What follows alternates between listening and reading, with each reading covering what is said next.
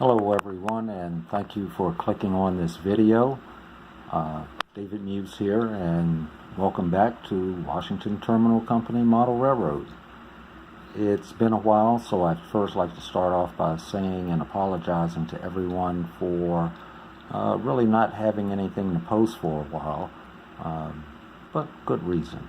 The house I live in and share with my family, where we take care of my mother, was under renovation for quite a while there. And of course that means none of us had the things that we like. My mother likes to sew, my brother likes music and cooking, my sister-in-law likes TV, and I like trains. What can we say? So with that said, renovation's over, and we've been getting back to, or trying to get back to, normal living for a little while. It's been about maybe a month and a half now, possibly 2 months. So suffice to say, haven't had access to my layout like I've wanted. It's back here at the house, and probably within the next month to month and a half, I'll have things organized where I can start working on that again. So videos to come for Washington Terminal. Got some big things planned for the coming season, and really looking forward to that. Stephen Bennett has really inspired me by watching his video and the redo. I think I may have to redo a part of mine leading into my yard, but that's another video down the road some other time. Let's move on. I have had access now to my trains, and I love locomotives.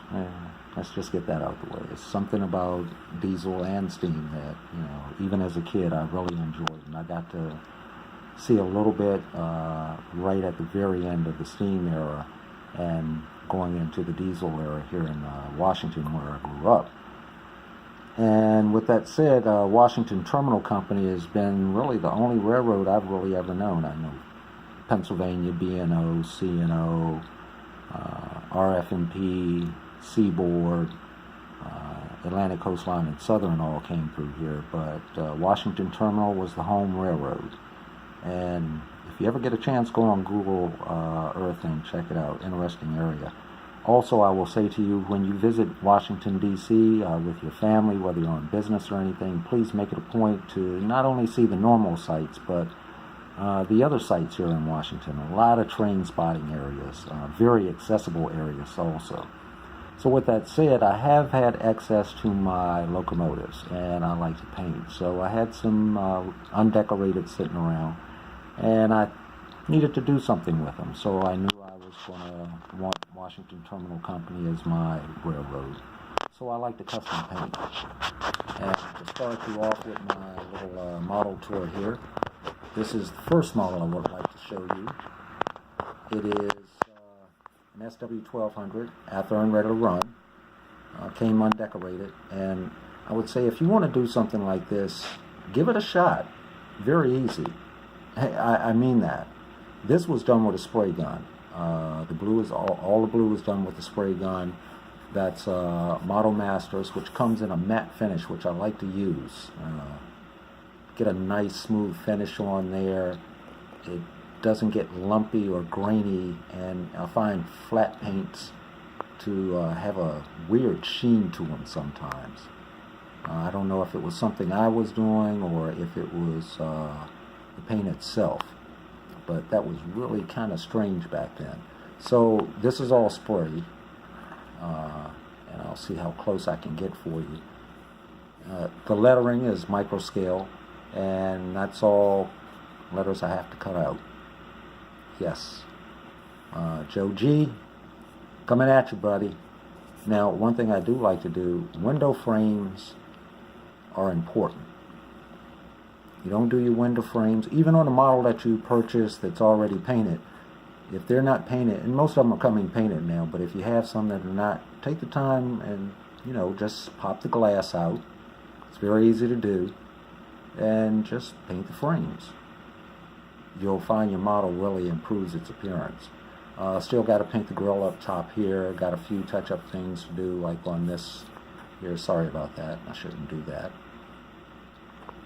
But this took about maybe a week to 9 days, possibly.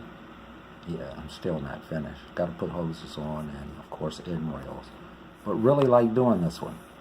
So, I'd like for you to just hold on for just a moment. Okay? This is not the only model. I wouldn't do that to you. So, just stay right there for a moment and I'll be right back. Okay, the next model is an RS1 by Atlas. Now, I don't do reviews. I watch them. But I kid you not, Atlas, I like this. Now, this doesn't have a decoder in it. This is DC. So I have to get a decoder input in it. The lighting is really nice in it. The way they have it set up, it's similar to Kato, where it uses a little short tube on one end, but it has a fixture on both ends, and I got to put the lens back in there. And then the number boards light up. I thought that was a really cool feature. This one came pre-painted. I bought this off my brother. I have a thing for RS1s and RS23s, and I think it's the 4.5, the 6-axle. Oh, what a beast, what a beast. But I like that locomotive. And I want a couple of those, even though Washington Terminal itself didn't use those. They did use RS1s. A lot of theirs was RS1s. And they had SW ones also. They never had the SW1200. And the 1200, like the first one you saw, they never put Washington Terminal on the side that I can remember. But some of those units eventually became Amtrak in the merger from Washington Terminal when they were sold and Amtrak started running it. I don't remember the year, but that had to be probably the early 70s sometime. About maybe 71, 73. Somewhere in that time frame. Once again, all the letters are microscale. These are gold letters. And this one is modeled after a prototype. I still got to put the number boards back in and get the numbers back on those. And I'm going to have those where they light up. Another fun build to do. Easy to take apart. And what I do, it may not show up well on here. Let's see if we can get in just a little bit. I have a thing for taking the trucks off, and when I do that, I like to clean things up. One thing I will say, the Atherns have a lot of grease in them, so you'd be well served, even on your pre-painted models from Athern, maybe to, take the trucks apart and see what condition the greasing is. Because there's a lot of oil that comes out of them that can get on your hands. Your hands transfer that to the model itself or the parts of your layout. And there you've got a whole trick you've got to deal with. Like I said, it comes apart real easy. The cab comes off. The windows were a little difficult, so I wound up taping those off and just leaving them in the cab while I painted the entire thing.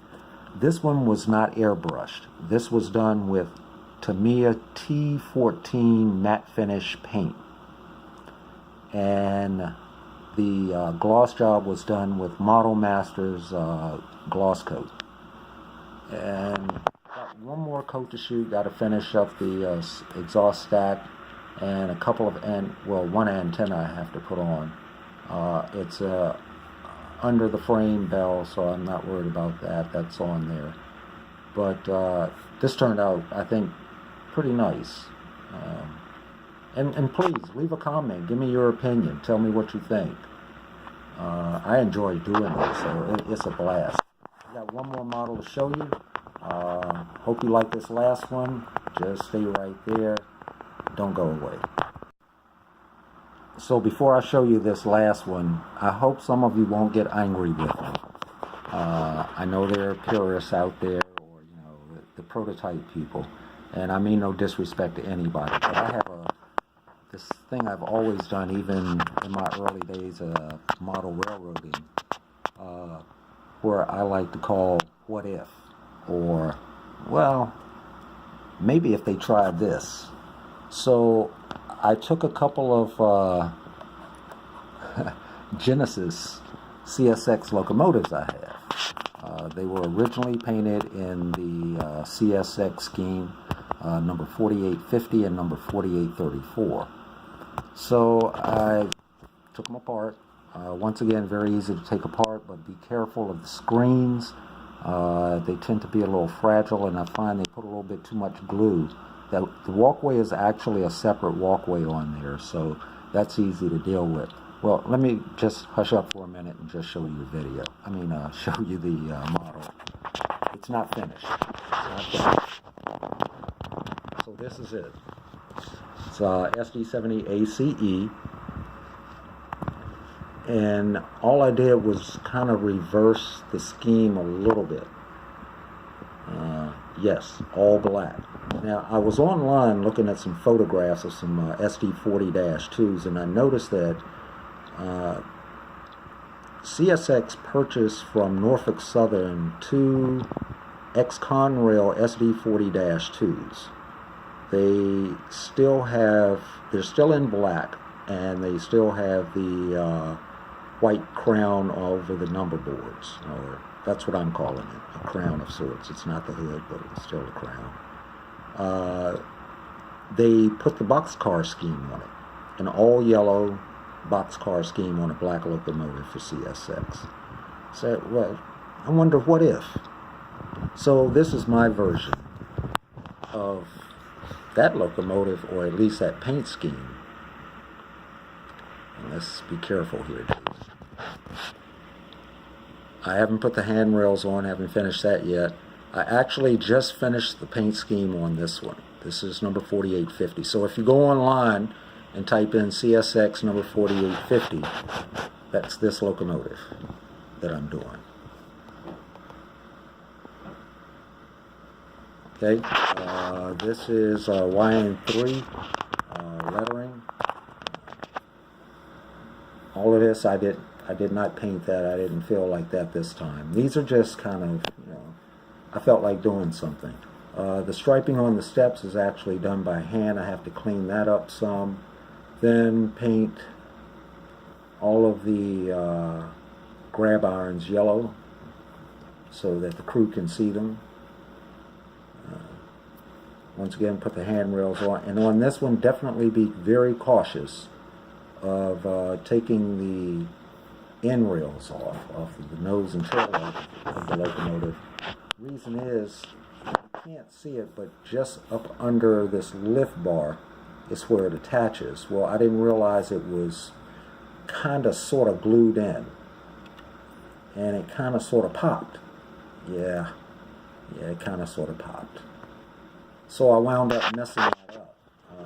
But the thing is, I may be able to salvage it, and it may look like nothing ever happened. So I'm going to leave the CTC antenna on it, or actually put it on there, because on the prototype locomotive, it has the roof with just the air conditioner on it. So I hope you've enjoyed this little brief update. This too long update to me, but I hope you've enjoyed looking at the locomotives, and like I said, hopefully soon I'll have the layout, starting back on the layout and getting that going again, and looking forward to hearing from you all and seeing some more videos from you. Once again, my apologies for the length of time, but thank you very much. Sparky, your inspiration with those trees, man, that's great. Stephen Bennett, really admire the work you're doing on your layout. That's a lot of work, man, but I see how you're into it. And everybody that I watch, Roy, Container Man 68, Chuck Baker, all of the crew over at What's Neat This Week, everybody, thank you for letting me share.